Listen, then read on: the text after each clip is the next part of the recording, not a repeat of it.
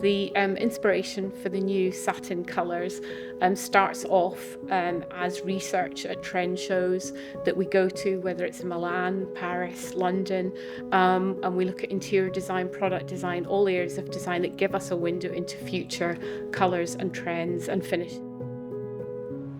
I'm a painter and a panel beater by trade, and I am proud of being a painter. It's something that you can't read a book and spray a car. It's something that takes years to learn.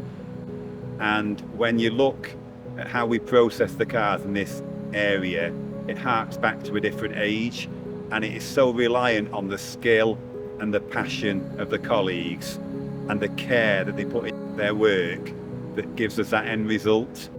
If customers saw the way these cars were produced, the sheer amount of physical work, the care and the attention and the skill level that went into them, they would really appreciate what's involved.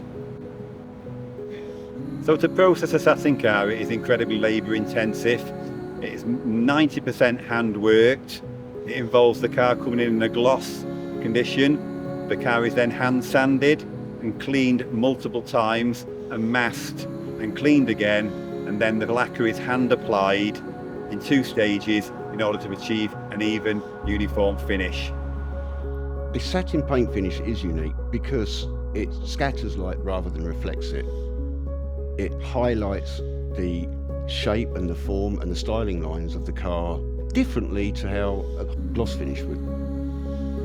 The process at Bentley for finishing satin colours is with a base coat and a clear coat high gloss. Then it'd be hand prepared, sanded down, cleaned, dusted, re-cleaned, and then 2 layers of satin clear coat would be applied, which leaves us best in class.